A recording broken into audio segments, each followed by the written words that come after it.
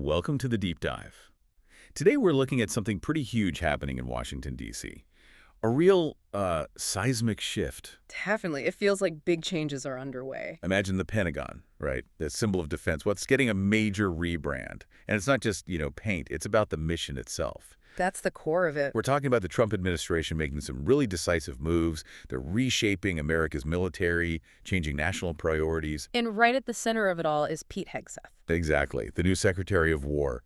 He's got strong backing, and he's leading this pushback to what he calls a maximum lethality mindset. That's a striking phrase. It is, and you're going to hear how they're moving away from, well, what they call politically correct agendas. The focus is shifting back to core defense. And it's definitely sparking discussion, intense discussion with every move. It really is. It's a vision that touches, well, everything about American power. We're here to dig into why that matters for you. Yeah, it's such an extraordinary moment because these changes, they go from the symbolic, like just the name of a department, Right. to a whole recalibration of military policy, even, domestic policy. What's really important, I think, is to look at the philosophies driving this, the underlying ideas, and what the long-term effects might be for America and our place in the world. That's a perfect setup because it frames everything we need to talk about. So let's dive right into our first segment.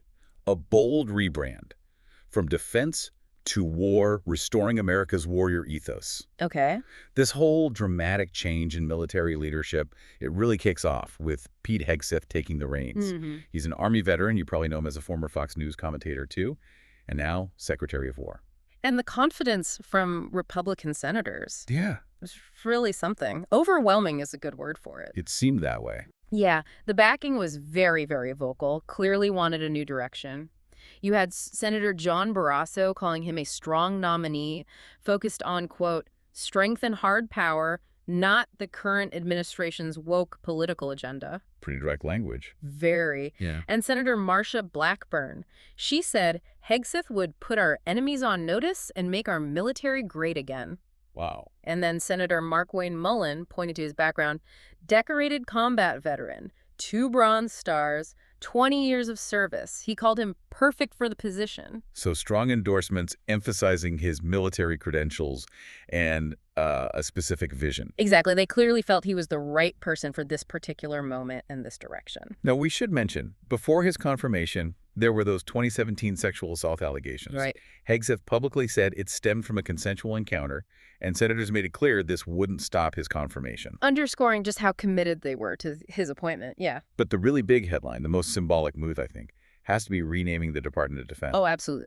President Trump signed that executive order September 5th, 2025, officially designating Department of War as a secondary alternative title. A title not used since 1947. That's a long time. It's a profound move, symbolically and, strategically. Names carry weight, They really do. And Trump was very clear about why he did it. He said it sends a message of victory, really a message of strength. He argued that we won everything when it was the Department of War. And he specifically said, defense is too defensive. We want to be offensive, too, if we have to be. So not just tweaking a name, it's an ideological flag planted firmly in the ground. It says something about the country's posture. And Secretary Hegseth himself really drove that home. His statement on the new focus was powerful. Maximum lethality, not tepid legality. Violent effect, not politically correct. We're going to raise up warriors, not just defenders. Wow. That leaves very little room for interpretation. It really highlights that shift you mentioned from reactive defense to a more proactive, maybe even aggressive war footing. Now, the executive order lets them use the name, but a formal renaming, that still needs Congress. Right. There's that procedural step. Yeah, but President Trump seemed pretty confident Congress would get on board. He even said something like, I don't think we even need that. Interesting. And what's also key here is Senator Mitch McConnell chiming in. He called for a bigger military budget to go along with the rebranded department. So putting money where the mouth is, basically. Essentially, he stressed, peace through strength requires investment, not just rebranding. So the symbol needs substance behind it. But of course, not everyone sees this rebranding as a good thing. No, definitely not. There were immediate concerns. Colonel Larry Welterson, former chief of staff to Colin Powell, he voiced worries, said it reflected Trump's hawkishness and unsettled allies. Yeah, he said something like, we don't have any diplomacy left. We just have bombs, bullets, bayonets, the sanctions. Pretty stark assessment. It is. And then you have someone like Josephine Guilbeault, a former Army intel analyst. She saw it differently, more like ripping the mask off the real war budget. Arguing Americans don't want endless war. Right, so these reactions just show how deep the national debate is over this whole thing. It really struck a nerve. For sure. Okay, so we have this new, more aggressive posture, the Department of War name. How is this actually changing things inside the Pentagon, day to day and globally? Right. That brings us nicely to our next bit. Reclaiming military focus, strategy, personnel, and priorities. And Secretary Hegseth, he's been incredibly active since taking office back in January 2025. He really hit the ground running. What's immediately clear is his focus on restoring the warrior ethos and restoring victory. Those phrases keep coming up. Okay. His stated priorities are things like military readiness, modernization, and, interestingly, improving quality of life for service members and their families. That last one is important. It is. And that focus, it's a consistent theme in their messaging and their decisions. It lines up perfectly with that maximum lethality goal we talked about. Now, this next part, it gets complex. Hegseth has also made some pretty big internal changes, some controversial ones. Yes, that's true. Like ending the diversity, equity, and inclusion programs, DEI programs. These are often aimed at, fair treatment for underrepresented groups. Right, and implementing significant budget cuts, too. His argument is that these things are politically correct distractions, that they take away from military effectiveness. And we've also seen reports about top military leaders being terminated, like LT General Jeffrey Cruz. This happened amid conflicting intelligence reports about Iran. So personnel changes at the very top. Yeah. Supporters would say these moves are about streamlining the Pentagon, refocusing the mission, getting everyone pulling in the same direction. And there's been talk about his association with the Communion of Reformed Evangelical Churches, the traditionalist views link. That's part of the broader context, yes. How much it influences policy is debated, but it's been noted. And on the tech side. He's taken action there, too. Cybersecurity seems to be a priority, ordering Chinese engineers removed from Pentagon cloud systems, citing security risks. Okay. And launching this anti-drone task force, the Joint Interagency Task Force 401. So it looks like a multi-pronged effort to secure and optimize military assets. So putting it all together, what does this mean for America's strategy around the globe? Well, we're seeing a new strategy taking shape, and it seems heavily influenced by the Heritage Foundation. We'll talk more about them in a bit. Okay, the conservative think tank. Right. This strategy seems to be really shifting priorities. Big emphasis on homeland defense operations here in the Western Hemisphere, and specifically deterring a Chinese invasion of Taiwan. That seems to be framed as the main focus now. Okay, so if that's the main focus, what does that mean for everyone else, our traditional allies? That's the big question, isn't it? The strategy seems to imply that countries in Europe, the Middle East, East Asia, they're expected to carry a much larger burden now. Shoulder more responsibility for threats like Russia, North Korea, Iran. Exactly. It's a pretty significant pivot. It's basically saying you need to step up your own defenses more. And that pressure applies to Taiwan, too. Very much so. They're being pushed to significantly increase defense spending. Trump allies have criticized Taiwan, saying they aren't investing enough. Some are pushing for, 10% of their GDP on military readiness. 10%, that's a huge number. It's massive. Beyond that, there are plans to expand U.S. nuclear forces and national missile defense using the Iron Dome system. And domestically. Any changes filtering down. Yes. Establishing a militarized zone along the southern border, allowing troops to detain civilians. That's usually DHS territory, right? Department of Homeland Security, yeah. So that's a shift. Plus, more military operations in the Caribbean against drug networks. And then, aiming for leaner operations, Hegseth signed a memo to cut civilian staff at the Pentagon by 5% to 8%. Wow. And there's a plan being developed to actually reduce the overall U.S. defense budget over 5 years. Reducing the budget while renaming it the Department of War. That's interesting. It points to that streamlining, maybe doing more with less kind of thinking, focus the resources very specifically. Okay. Let's shift gears slightly. There was another major story impacting the military recently, very controversial, challenging the status quo. Senator Tuberville's strategic blockade. Ah, yes, the blockade. That dominated headlines for a long time. Senator Tommy Tuberville's prolonged hold on military promotions. Yeah. It affected hundreds of senior officers, right? Around 400. Approximately, yes. Yeah. A huge number of careers put on hold. And his stated reason was the Pentagon's policy on funding travel for service members seeking abortions or other reproductive care. He wanted it rescinded. That was the public trigger point. But he also consistently talked about the military being top-heavy. Right, I remember that argument. He made this really stark comparison.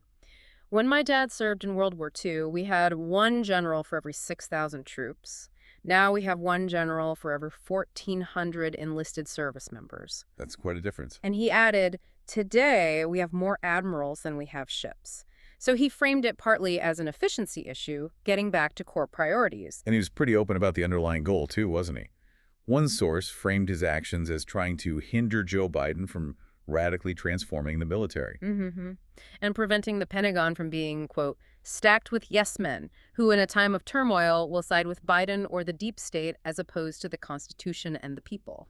So a very clear political and ideological motive alongside the policy dispute. Absolutely. And it definitely split opinions. You had supporters like Senator Tim Scott who said the blockade was about clarifying policy and that concerns about the military's focus were factually strong. Well, huge criticism, too. Oh, yes. People like Nikki Haley hitting out at holding military families hostage.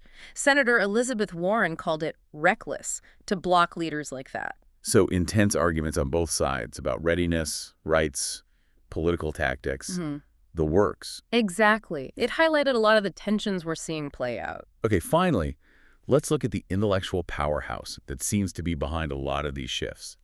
The Heritage Foundation and Project 2025, a blueprint for conservative governance. Right. This is crucial context for understanding the broader strategy. The Heritage Foundation is a well-known American right-wing think tank founded back in '73.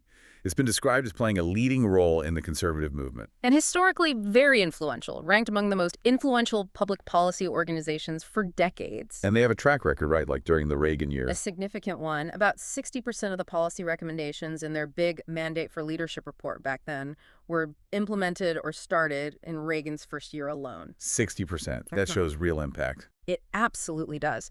And more recently, as we touched on, Heritage seems to have directly influenced this new Pentagon strategy.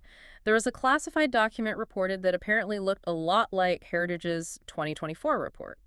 The one focusing on China, Taiwan, and pushing allies to share more of the burden. That's the one. So a direct line can potentially be drawn there. But their influence, or potential influence, goes way beyond just military strategy with Project 2025. Oh, Project 2025 is massive. It's this incredibly comprehensive initiative published in April 2023. And the goal?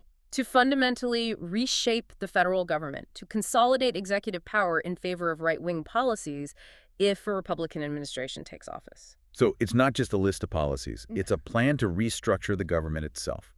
Centralize power.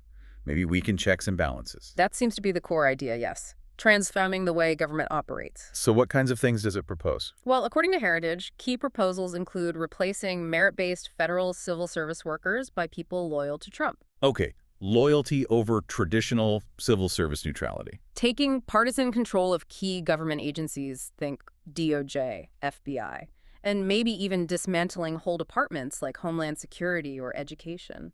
Wow, the goal seems to be aligning the entire executive branch directly with the president's agenda. That appears to be the thrust, yeah. And the proposals cover a huge range. Reducing environmental rules, cutting Medicare and Medicaid, banning pornography. A wide scope. Removing legal protections against anti-LGBT discrimination, ending those DEI programs we mentioned earlier. The Diversity, Equity, and Inclusion Initiative. Right.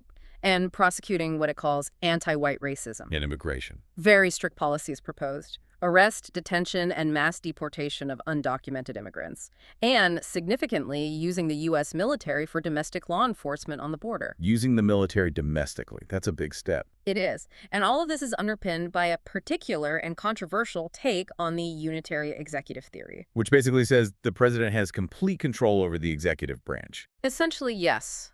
ultimate authority, potentially bypassing congressional checks on things like appointments or policy execution. It really is a profoundly sweeping vision, Yeah. covering almost every part of federal power. It is. And Heritage also launched something called the Oversight Project back in 2022. The stated goal: investigating and exposing the Biden administration. How do they go about that? One tactic was filing thousands of FOIA requests, Freedom of Information Act requests, those legal tools anyone can use to get government info, Okay. sometimes specifically asking for names of employees who used keywords like climate equity or DEI. And this project was also involved in producing some misleading videos, like one falsely claiming 14% of non-citizens in Georgia were registered to vote. So shaping public perception too. Seems to be part of a broader effort, yes. Okay, so wrapping this all up, what we've really seen today is this powerful, multi-layered push. It's redefining America's global stance and its domestic governance. Yep. From the symbolism of renaming the Department of Defense to the strategic shifts under Secretary Hegseth, and then this incredibly detailed Project 2025 blueprint from Heritage. A very clear vision is emerging. It's for a nation that's more assertive, more traditional, and focused on what some call hard power. It feels like a systematic effort to reshape federal power and how it's used. Definitely. So as America pivots towards what this administration calls a wartime mindset and maybe a government streamlined by these conservative principles, here's something to think about. Yeah. What fundamental changes will you, listening right now, actually observe in our national identity, our relationships around the world, Yeah. even just the fabric of our society? That's a big question. What does a focus on maximum lethality really mean? Not just for foreign policy, but for peace, for prosperity, right here at home. It's definitely something to mull over, thinking about the future of American power and how it touches all of our lives.